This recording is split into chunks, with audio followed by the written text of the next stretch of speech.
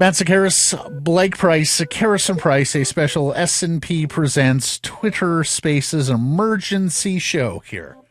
The Vancouver Canucks have traded captain Bo Horvat to the New York Islanders. In exchange, they get right winger Anthony Beauvillier, centerman Aatu, and a conditional first-round pick in the 2023 NHL entry draft. It is top 12 protected. So if the Islanders happen to pick in the top 12, the pick would relay back to 2024. We wondered whether they would be busy, Blake Price, during their bye week after playing their final game Friday against the Columbus Blue Jackets. Sure enough, they are super busy here with the blockbuster of the NHL year and to kick off trade deadline. And this special S&P Presents is brought to you by Audi Downtown Vancouver. At the corner of Broad and 2nd, AudiDowntownVancouver.ca. Go check it out. They're celebrating the Lunar New Year, and you can scratch and win up to $500 in savings. AudiDowntownVancouver.ca.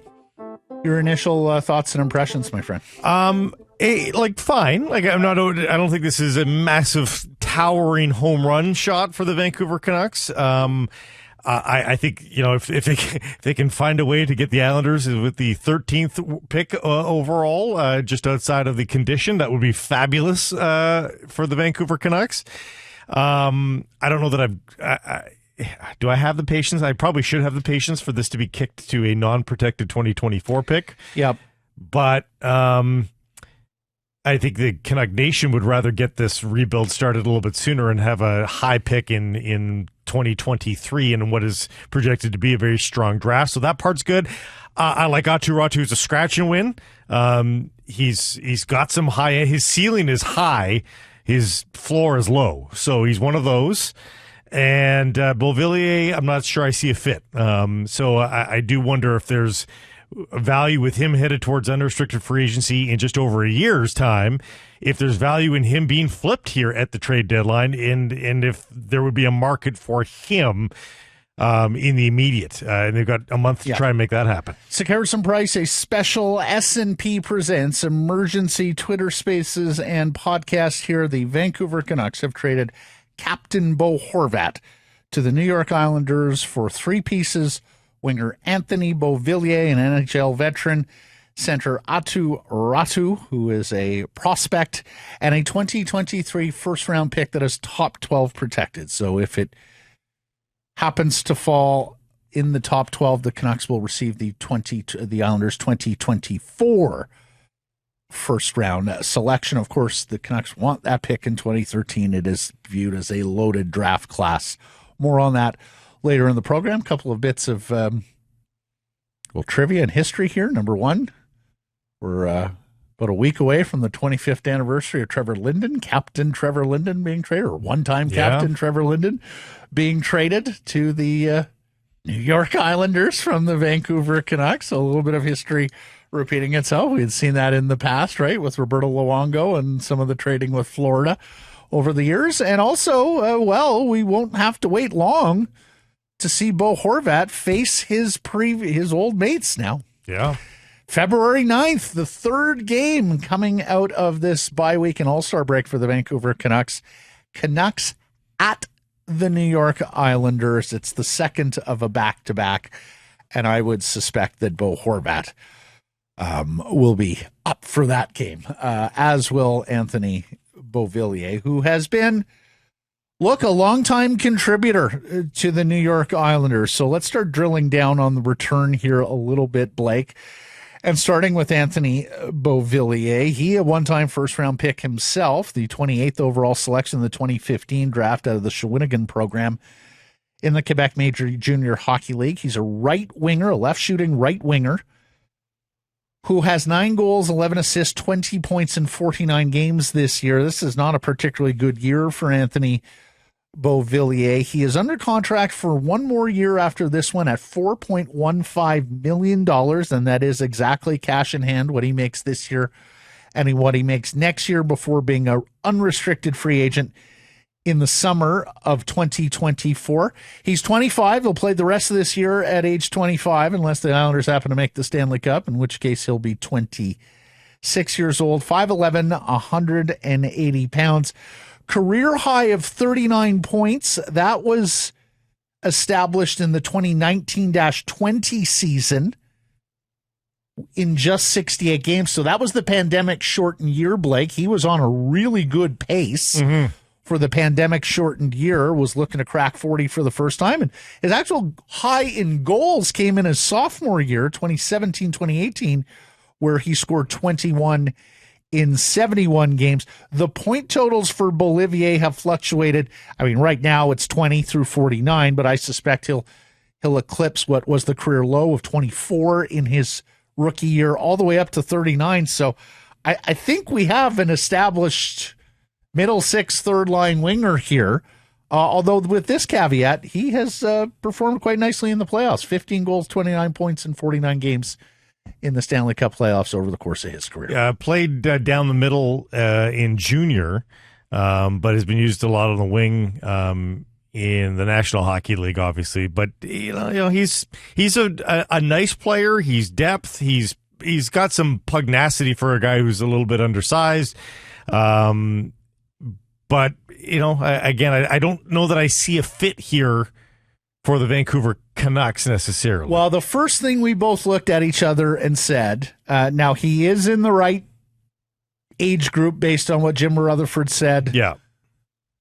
A couple of weeks ago on this day, that they're looking for players 26 and under, but just, and with just 1 year of term remaining, and he's a winger. God, the Canucks have a lot of wingers. Is this a piece they flip?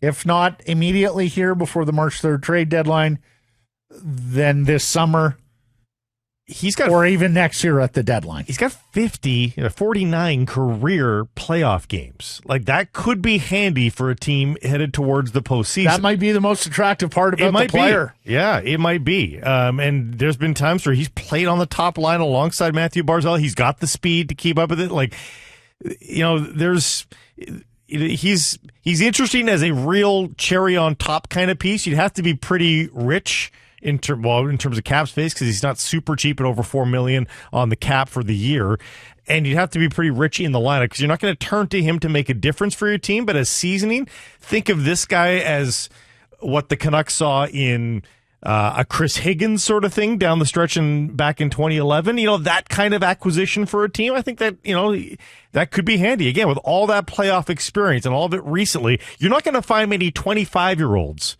with 49 games of playoff experience. That's pretty good. Bodog poll question: did the Canucks get enough for Bo Horvat? Yes or no? You can vote at Sekeres Price on Twitter. Bodog, your source, free casino games, poker strategy, and sports odds. Make a play at Bodog.net. And Bodog line of the day for me, Blake Price. Give me Novak Djokovic to win the French Open. You can already bet that at plus 165 on your Bodog line. So you touched on Anthony Beauvillier. Aatu Raty was at times going into his draft year of 2021, thought to be first round with a bullet. Like, he had that kind of skill level.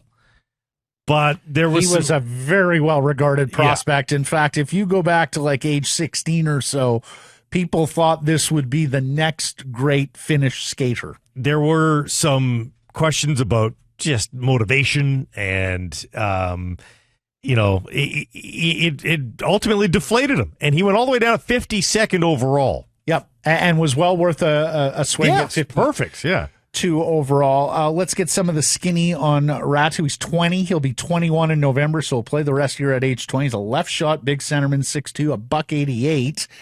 Will be a restricted free agent after the 24-25 season.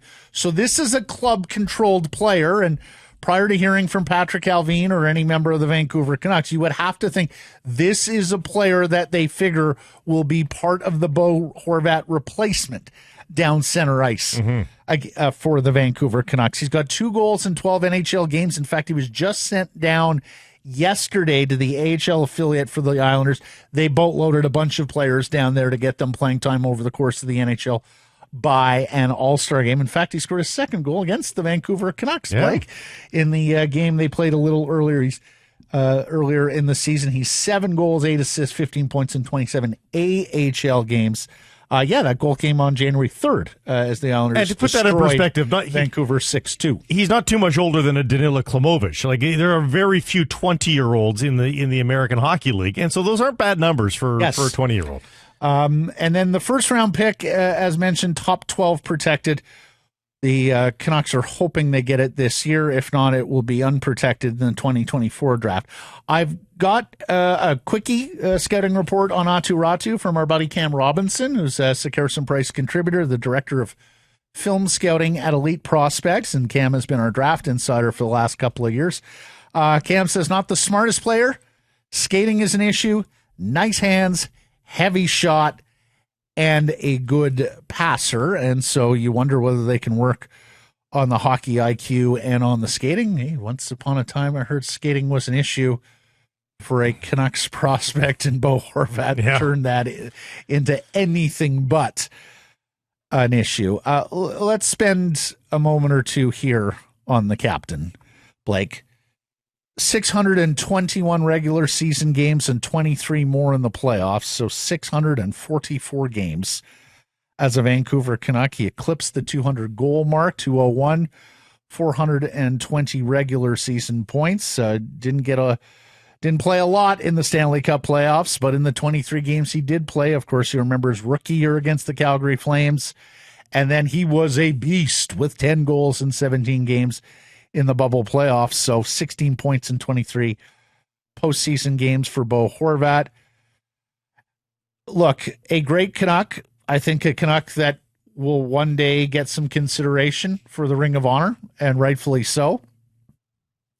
But I think you're always going to have his exit from the franchise tied to his name. In fact, much like Trevor Linden a quarter century ago. Well, yeah, much like that. It just didn't need to go down like this. It really didn't. That management and ownership picked others over the existing captain. It was the case 25 years ago. It is the case now with Bo Horvat. History repeating itself. This isn't to defend what happened with Linden.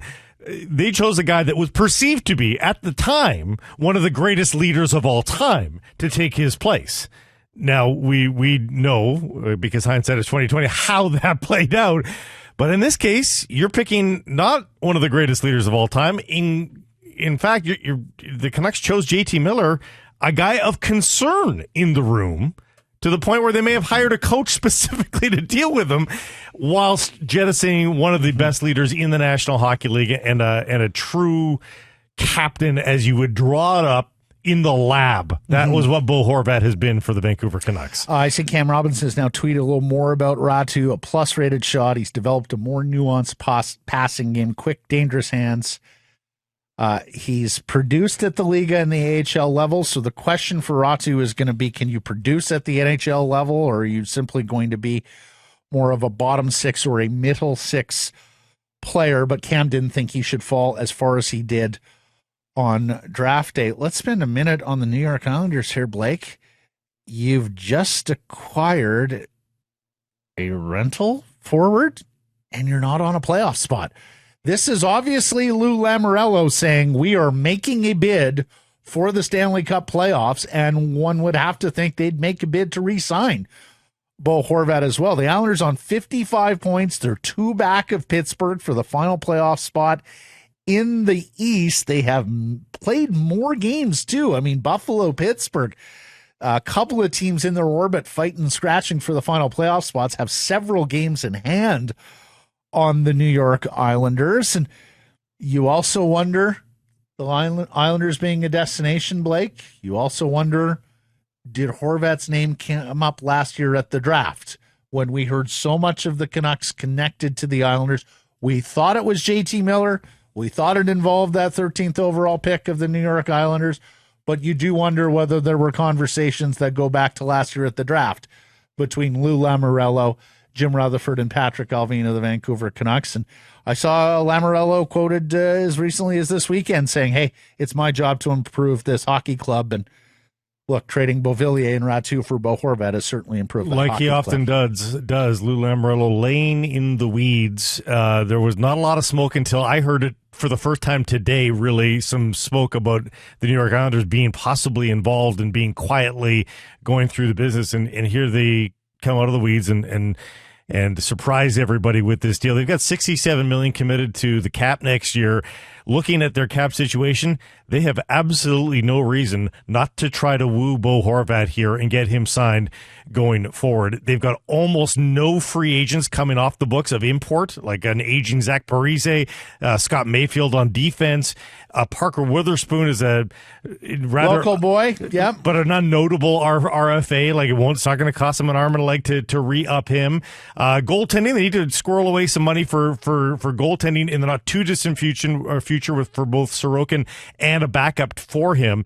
But really, they are primed and ready to re-sign Bo Horvat, as I see it. Oliver Wahlstrom, another RFA to be signed, but again, not to any big money here. So they could absolutely pull this off and get some value. And really, they have the potential to truly win. If Bo Horvat can be a perennial 30-goal scorer going forward for another 5 years or something like that, they've got potential to win this trade. If they get Bo Horvat at a decent number here, and it could make the Vancouver Canucks look rather bad if it's at a decent number indeed. We'll have to see what the number is. Just got a note from our friend Hart Levine, who runs the Puckpedia website, which is such a great resource on NHL salary cap, CBA. And he points out to me a couple of things. So right now, after adding Beauvillier for a Bo Horvat who doesn't appear on next year's cap because he is not signed. Right. And forgive me if you just went over some of this. I was communicating with the rest of our people. I just went over the Islanders numbers, not the Canucks. Okay. Yeah. They have $79 million committed on 19 players, Blake. Yeah. So they have a few $1 million for a handful of players to round out the roster. Of course, there will be changes from here. But that's where they're at right now, yeah. But this has only added to the Vancouver Canucks cap commitments going forward. Again, unless there is some sort of corresponding move here. Other thing I'll say, I just had an NHL executive check in. He thought that was quite a decent return for Bo Horvat. Let's keep in mind, the Vancouver Canucks, as good a player as Horvat is, as much as we might love him in this market because he was letter perfect as a captain, always said the right things, always did the right things, no flies on Bo. He is a rental player in some view, right? There are a lot of teams that were looking at Bo Horvat going, we'd love to be able to sign him for next year, but we're not going to have the space. If we are able to afford him, we're only able to afford him this year as a rental player. Needless to say, the New York Islanders, if he's only a rental player, their fan base will be all over them for what they've given up here for 30-some games of Bo Horvat. I think if this is a surefire top 10 pick for the Vancouver Canucks, I think it looks a lot better. I think the fact that we don't know where that pick lands adds to some uncertainty here. There's a big difference between this being, a lottery pick in the 2024 pick, in the 2024 draft, being the 15th overall this year, being the 13th overall. Like, these are all nuances that we don't know just yet. I'm not super over the moon with Beauvillier. To me, he's just fine. And Raty is an unknown. So, I mean, honestly, you're going to acquire unknowns in a trade like this. Of course you are. Yeah. There's some big ones here. Mm-hmm. There's a lot of room for movement and nuance based on who's been picked up. As I said, Raty has high ceiling, low floor. Mm-hmm. I would not be surprised, and I don't think anybody else would be, if Raty never really asserts himself in the National Hockey League. He's not a National Hockey League player. On the other hand, he's got tremendous skill set. He could be something. We'll see. If you want to get to us, folks, 778-402-9680. You can text our Great Clips text message inbox. Great Clips, the official hair salon of the NHL. 37 salons in Vancouver and the Lower Mainland, all Canadian owned and operated. It looks to me, Blake, that they wanted 3 assets for Bo Horvat. Yeah. And we sort of, this is the traditional package, if you will. This is your standard Expedia package, right? You click the 3 boxes here: pick, prospect, roster player. Everybody sort of dreams of that for a marquee, deadline-ish acquisition: pick, prospect, and a roster player. That's what the Canucks got here. For those of you listening on Twitter Spaces, if you want to raise your hand, we can go to a couple of those that are in the Spaces for your comments. It's Sekeres and Price, a special S&P Presents, an emergency Twitter Spaces and podcast. Bo Horvat, captain of the Vancouver Canucks, traded to the New York Islanders, and this show a presentation of Audi Downtown Vancouver. AudiDowntownVancouver.ca is the website. Corner of Burrard and second. Go see Chris O'Neill, his team. You got another day or so to act on their Lunar New Year deals. Go scratch and win. Get up to $500 off of your favorite model. Question. Yes. Do they go without a captain for the remainder of this year, or do they immediately take Bo Horvat's C and reassign it to someone on the club? It's a great question. I wonder if they wait till after the trade deadline to see how they do, to see if they need to control the narrative a little bit here. Because if the deadline doesn't go well, if they aren't able to pull off any of the deals that they ultimately want to do, Matt, like if this is effectively it, maybe a Luke Shen deal. If it's this and a Luke Shen deal in the next month, I wonder if you do it on March the 4th and reacquire some goodwill from the fan base by putting that C on Elias Pettersson. Because that becomes a good news story no matter what you thought of their deadline, if it's an uneventful deadline. I've been saying it for some time. They need to empower Elias Pettersson. They need to make Elias Pettersson feel like this is his team.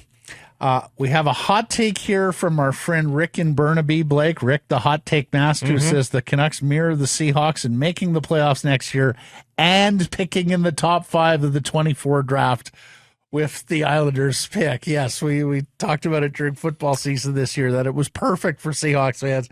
You had a playoff team and you had a high pick, and Canucks fans can only dare to dream if this pick does in fact convey to the 2024 draft. Let's just explain to people, because boy, it changes so often.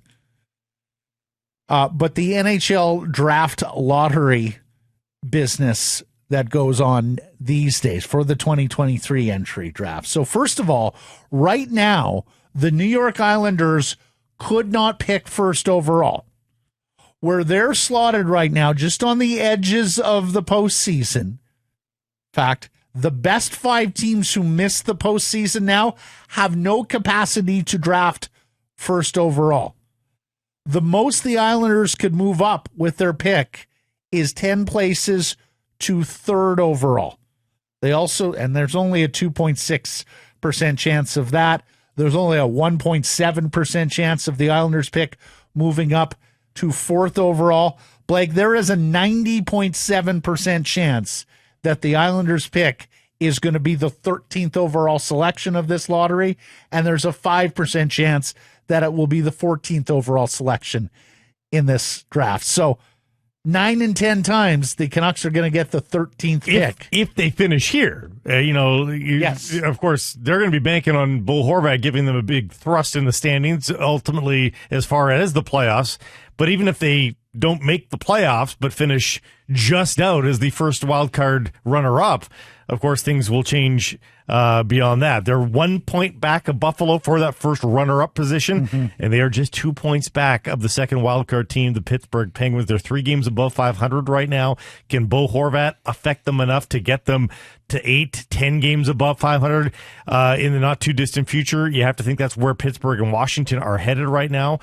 So we'll see. Bo Horvat makes the Islanders better. He does. Yep, he does. Let's get to some replies that we're seeing to our Bodog poll question. Bodog, your source for Casino Games, Poker Strategy, Sports Odds. Did the Canucks get enough for Bo Horvat? Jack on Twitter says a home run would have included a high-ranked defensive prospect.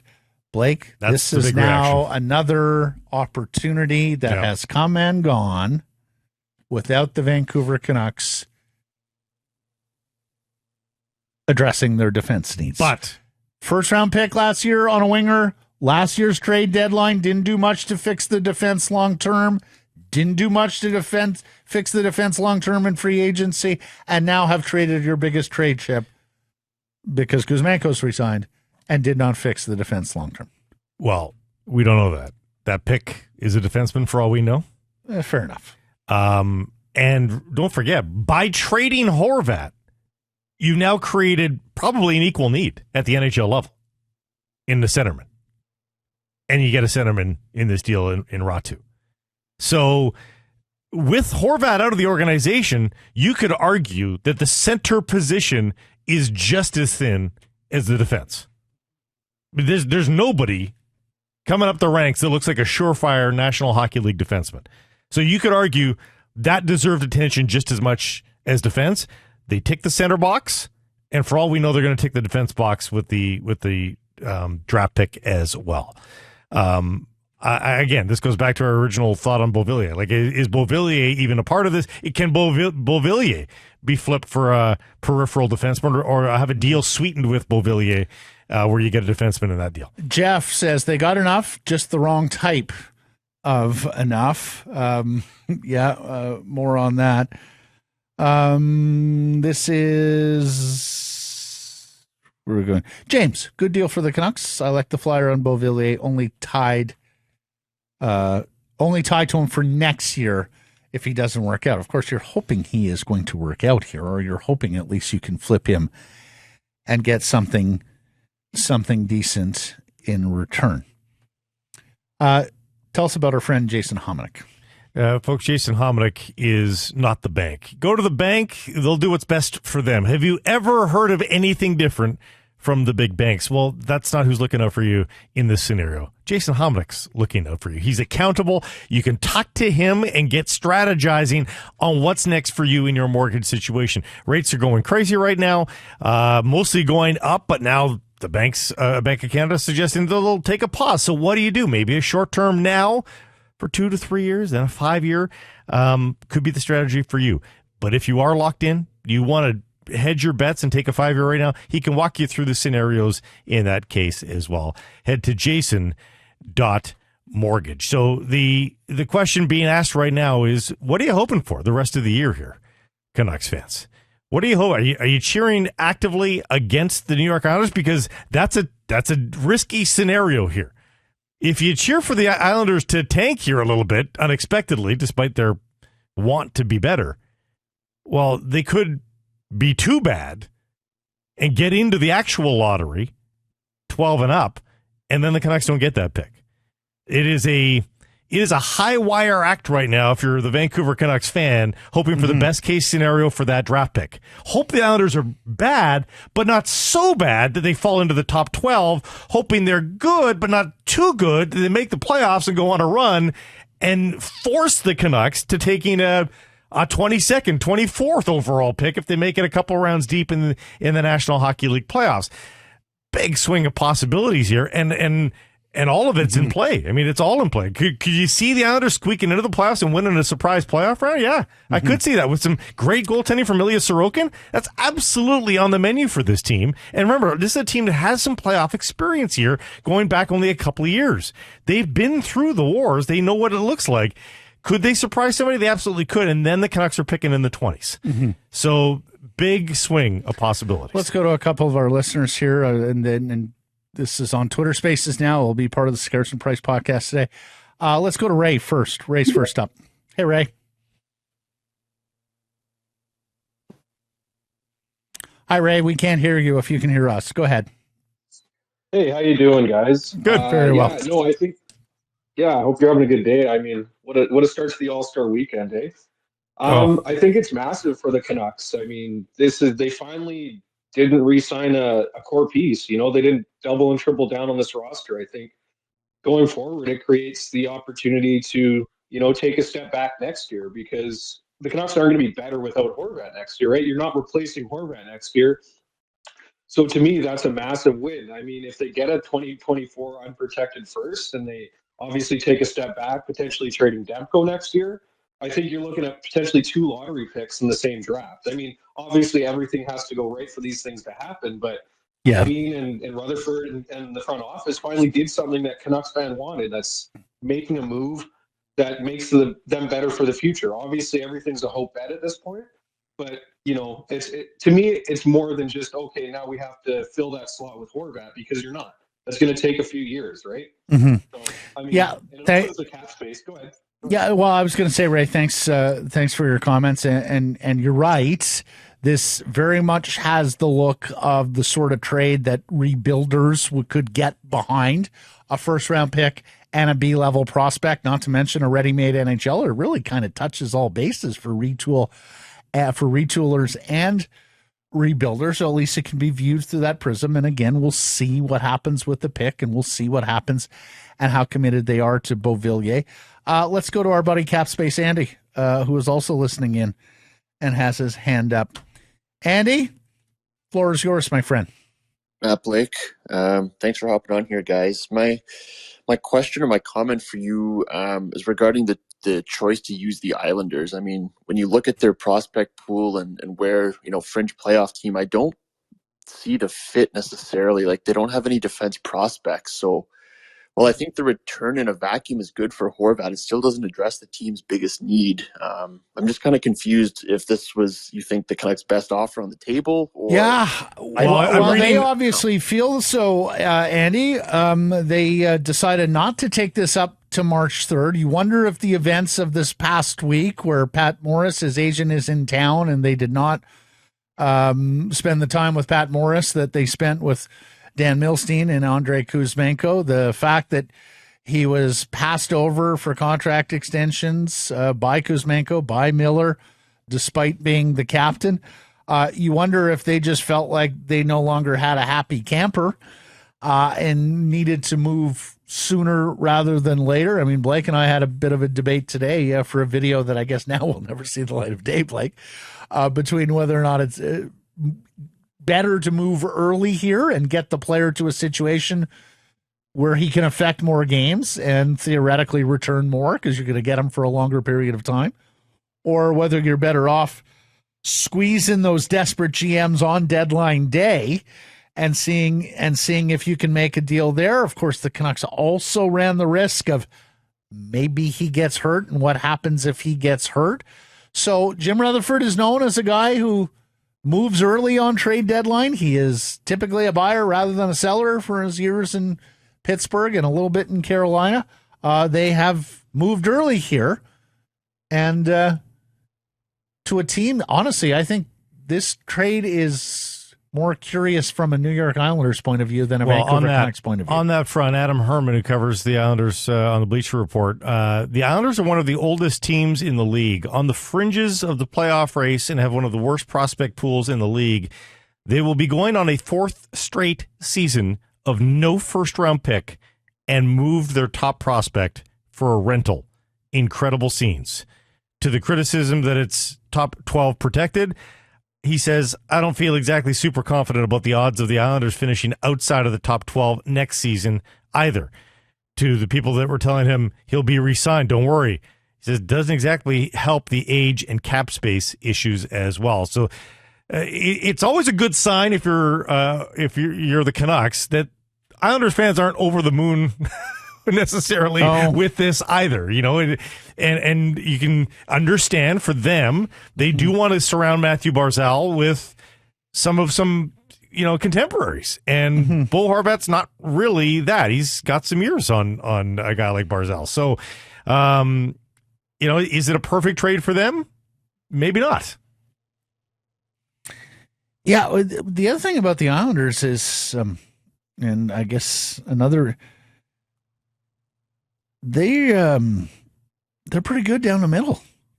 I mean, before this trade, now they're a lot better down the middle with this trade, obviously. But you mentioned Barzal.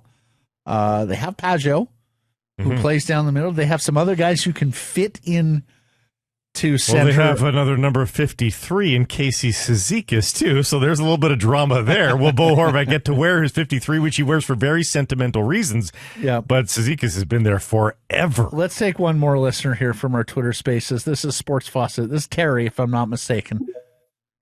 Go ahead, sir. Hey there, guys. I really, really love the trade. And that's going to come as a surprise to a lot of people who maybe follow me on Twitter, who know I've been very critical of this regime. Now, the Islanders, I think, were the perfect choice. I don't know what Andy was talking about before, but they have absolutely maximized the first rounder that they can get this year. It is a great choice. Nobody was trading their top 10 first round pick. Fair. And it's going into a draft that we know the middle of the first round is going to be great. That is the centerpiece of this trade. That is what fans have been asking for 10 years. First rounders. I'm thrilled, guys. And that's all I have to say. Thanks. That's a very fair point in terms of I would have been a Max. lot more placated if this wasn't protected. If this was just the Islanders' first-round pick, no questions asked, I would have been like, because I see a lot of flaws in the Islanders lineup. Like I'm not convinced that they make the playoffs, but I don't love the fact that if they get an injury, Sorokin gets injured or something. I mean, if they stub their toe too much, the Canucks don't reap the benefit. I think that should have been in there. I agree with Sports Faucet that this is about as good as you were going to get in terms of maximizing a 2023 pick, given the quality of draft, given, as we've talked far and wide about this year, Blake, you have 5 teams that are so ghastly and in some cases even trying to lose hockey games. So you were very unlikely, the Vancouver Canucks, to get into those best 5 odds between now and the end of the year because of the low quality of teams that are below you in the standings. And I agree that you've cast your lot on a pretty decent bet here. A bet that, again, if the Islanders stay right here in the standings, there is a 90% chance that this will be the 13th overall pick, which, quite frankly, in this year's draft, the 13th overall pick might equate to a top 10 in other drafts. You're looking at a scenario whereby, let's say the Islanders get worse from here, Blake. You got an get better from here. That's a 95% chance of being the 14th overall pick, which again, in this draft is pretty good. So yeah, I think that's a very wise point that if you were draft pick hunting and first round pick hunting, this was probably as good as you were going to get from any of the teams that are involved below the playoff line. Yeah, I wonder about that protection. There's no guarantee the Islanders are going to finish where they are currently.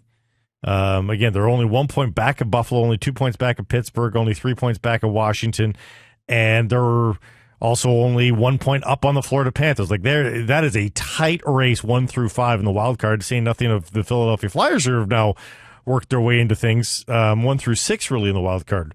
So the standings are in flux very much. It's really going to be hard. It's going to come down to the last week of the season to project where the Canucks pick is likely to be. If you could pencil in right now and tell me the Canucks get the 13th overall pick, yeah, I like the trade a lot more. But it could be the 23rd pick overall in a blink. Yeah. I'll tell you what, buddy. Well, let's wrap it there, and we'll have more to say on Tuesday's Sekeres and Price. Bright and early, we'll get after it with our friends from De Dutch, BC's best breakfast. When you think breakfast in British Columbia, you think De Dutch. Lastly here, the Vancouver Canucks have traded Bo Horvat to the New York Islanders for winger Anthony Beauvillier, centerman Aatu, and a 2023 first-round pick. It is top 12 protected. If the Islanders pick in the top 12, the Canucks will get the 2024 first-round pick of the New York Islanders. We'll have plenty more to say tomorrow. Thanks for listening to a special Sekeres and Price SNP Presents Emergency Twitter Spaces and Podcast, a presentation of Audi Downtown Vancouver.